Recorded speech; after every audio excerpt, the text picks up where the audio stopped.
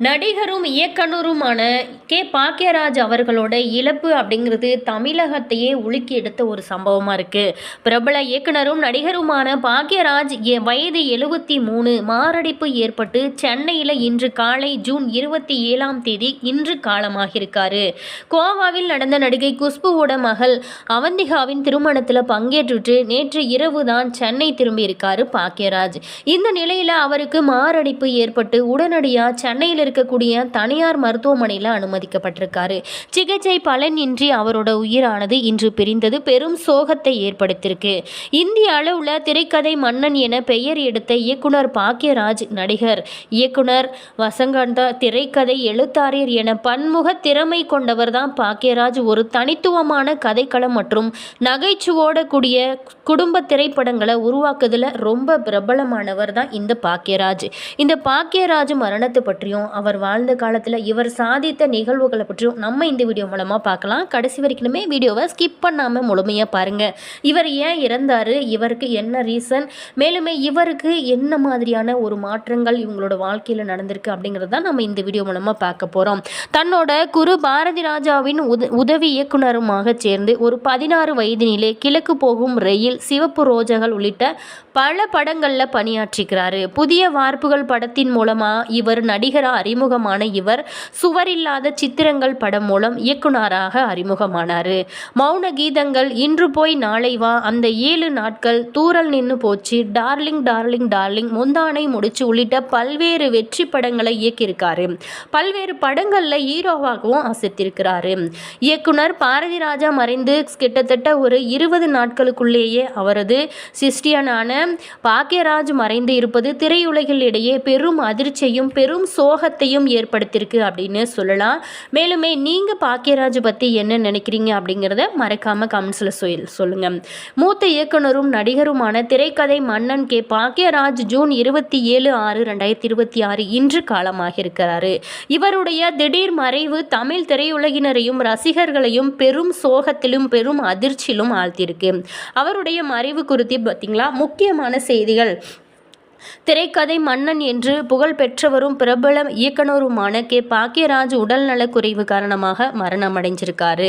திரையுலகினர் இரங்கல். அவரோட மறைவுக்கு அரசியல் நடிகர்களும் தலைவர்களும், நடிகர் கமல்ஹாசன், இயக்குனர் பாரதி ராஜாவின் குடும்பத்தினரும் மற்றும் பல திரையுலக பிரபலங்களும் ஆழ்ந்த இரங்கலை தெரிவித்து வராங்க.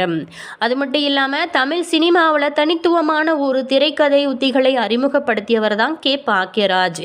சுவர் இல்லாத சித்திரங்கள், முந்தானை முடிச்சு, டார்லிங் டார்லிங் டார்லிங் உள்ளிட்ட பல பிளாக்பஸ்டர் படங்களை இயக்கியிருக்காரு. பாக்கியராஜ் அவர்களோட மறைவிற்கு திரையுலகங்கள் மற்றும் ரசிகர்கள் அஞ்சலி செலுத்த நிகழ்வுகள் ரொம்ப வைரல் ஆகிட்டு வருது.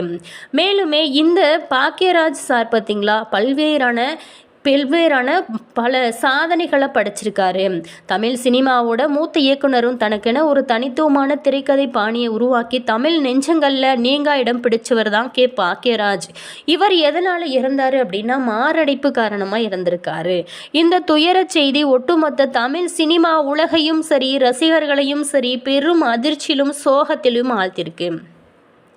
சில நாட்களுக்கு முன்பு தான் தமிழ் சினிமாவோட இமயமாக போற்றப்பட்ட மூத்த இயக்குனர் பாரதி ராஜா காலமாயிருக்காரு.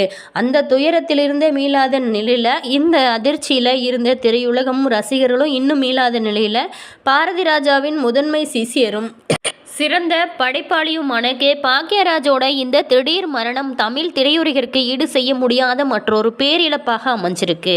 மாரடைப்பு காரணமாக அவரோட உயிர் பிரிந்ததாக முதற்கட்ட தகவல்கள் தெரிகிறது.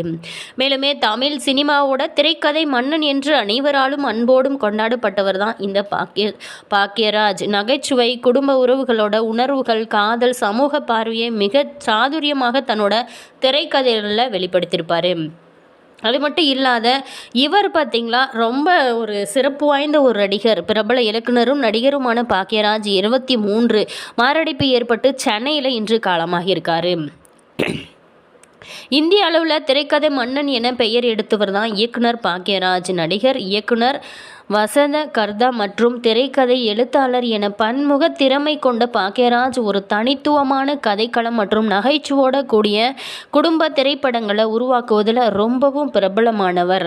தன்னோட குரு பாரதி ராஜாவின் உதவி இயக்குனராக சேர்ந்து பல்வேறான படங்களை இவர் இயக்கி இவரும் நடித்தும் இவர் பல்வேறான சாதனைகளை செஞ்சிருக்காரு. தமிழ் சினிமாவோட திரைக்கதை மன்னராக புகழ்பெற்ற இயக்குனரும் நடிகருமான பாக்யராஜ் இன்று காலை மாரடைப்பு காரணமாக உயிரிழந்தது ஒரு பெரும் சோகத்தை ஏற்படுத்தியிருக்கு. இயக்குனர் இமயம் பாரதிராஜாவின் படங்கள்ல திரைக்கதை மற்றும் வசனங்களை எழுதி திரைத்துறையில நுழைந்த பாக்யராஜ் புதிய வார்ப்புகள் படத்தின் மூலம்தான் முதன்முறையா கதாநாயகனாக அறிமுகமாக்கியிருக்கிறாரு. தமிழ் மட்டும் இல்லாம இந்தி, தெலுங்கு, கன்னடம் உள்ளிட்ட பல மொழிகளில் இவர் 22 திரைப்படங்களை இயக்கியிருக்கிறாரு. இவர் இயக்கி நடித்த முந்தானை முடிச்சு, அந்த 7 நாட்கள் மற்றும் இன்று போய் நாளை வா போன்ற திரைப்படங்கள் இன்றளவுமே ரசிகர்களோட மனதில் நீங்காத இடம் பிடிச்சிருக்கு. பாக்யராஜாவோட கலை திறமையை வியந்து பாராட்டிய தமிழகத்தோட முன்னாள் முதல்வரான எம்ஜிஆர் என்னுடைய அடுத்த கலை வாரிசு பாக்யராஜ் தான் என ஒரு முறை தெரிவித்திருந்தாராம். பாக்யராஜுக்கு திரைத்துறையில் எவ்வளவு ஆர்வம் இருந்ததோ அதே அளவிற்கான ஆர்வம் அரசியல் மீதுமே இருந்ததா.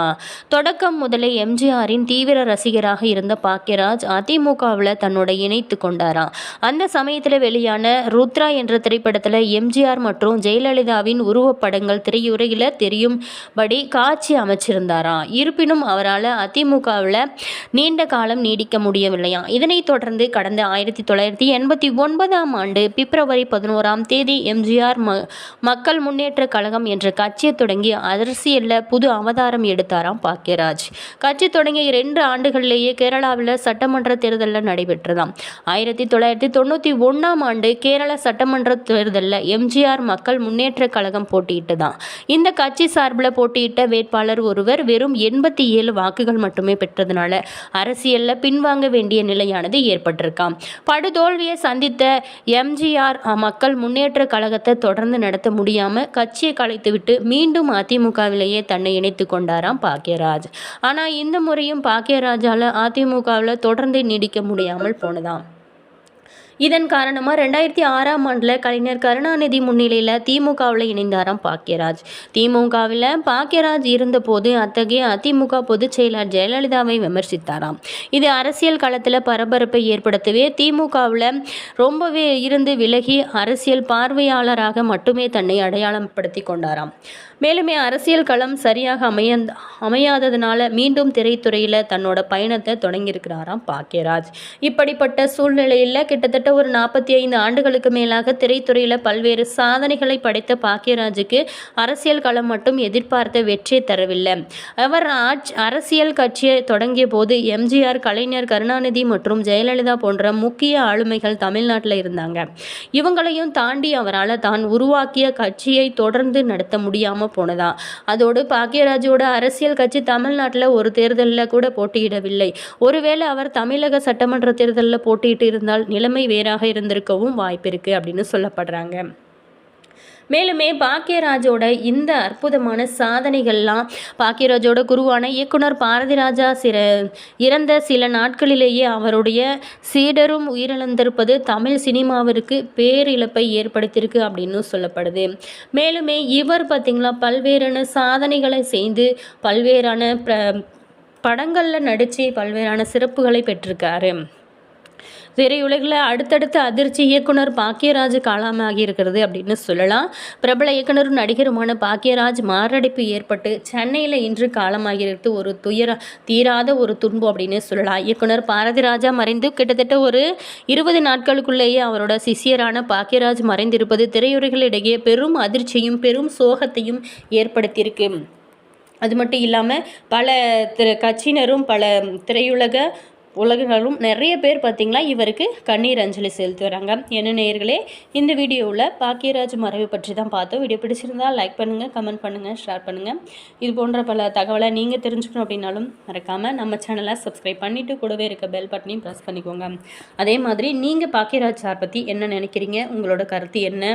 இது பார்த்திங்களா ஒரு பெரும் சோகத்தை ஏற்படுத்தியிருக்கு. திரையுலகில் பல்வேறான சாதனைகளை படைத்த இவர் பல சோதனைகள் இப்போ இருக்கிறது ரொம்ப கஷ்டமாக இருக்குது. இந்திய அளவில் திரைக்கதை மன்னன் அப்படின்னு பேர் எடுத்தவர் இந்த இயக்குனர் பாக்கியராஜ் நடிகர். மேலுமே திரைக்கதை எழுத்தாளர் என பலமுக திறமை கொண்ட பாக்கியராஜ் தான் ஒரு தனித்துவமான கதைக்களம் மற்றும் நகைச்சுவோட கூடிய குடும்ப திரைப்படங்களை உருவாக்குவதில் ரொம்ப பிரபலமானவர் அப்படின்னு சொல்லலாம். உங்களுடைய கருத்து என்ன அப்படிங்கிறத மறக்காமல் கமெண்ட்ஸில் சொல்லுங்கள். தேங்க்யூ.